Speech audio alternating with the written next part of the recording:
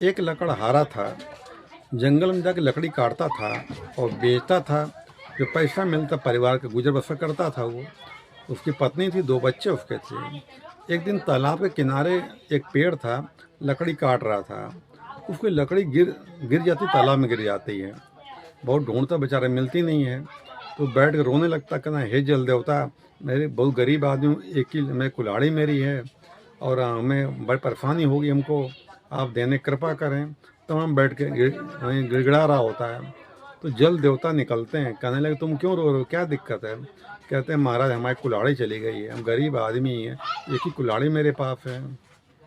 तो जल देवता पानी में जाते हैं, एक जो है चांदी की कुल्हाड़ी निकालते हैं। कहते हैं कुल्हाड़ी तुम्हारी ये है? नहीं मेरी कुल्हाड़ी नहीं है। फिर जाते हैं, फिर सोने कुल्हाड़ी निकालते हैं, कहते तुम्हारी कुल्हाड़ी ये है? कहता महाराज ये भी मेरी कुल्हाड़ी नहीं। ईमानदार था, कहते मेरी कुल्हाड़ी ये भी नहीं है। फिर पानी में जाते हैं, कुल्हाड़ी निकालते हैं उसकी, कहते हैं ये कुल्हाड़ी है? कह हाँ ये मेरी कुल्हाड़ी है। तो जल देवता खुश होते हैं उससे, कहें तुम तीनों ले जाओ, दे देते हैं उसको। आता घर, पत्नी बताता है, कहने की जो है जल देवता जो है प्रसन्न हुए, हमको जो है दे दिया कुल्हाड़ी। कहने बहुत अच्छा है। पत्नी कहते हम भी चल देखना चाहते हैं कौन सा पेड़ है, कौन से जल है, कहाँ पर तुम्हें मिला तुमको ये। तो ठीक तुम भी चलो। तो वो जो है तालाब किनारे बैठ जाती है और वो लकड़ी काट रहा होता है। लकड़ी बातचीत कर रहा होता है, लेकिन ध्यान हट जाता है कि तालाब में गिर जाती है। तालाब में गिर जाता, अब बेचारा परेशान हो जाता है। फिर रोने लगता है, हे जल देवता मैं पत्नी गिर गई। जल देवता प्रकट होते हैं, कहीं क्या बात, क्यों रो रहे हो? वो कहते मेरी पत्नी गिर गई महाराज।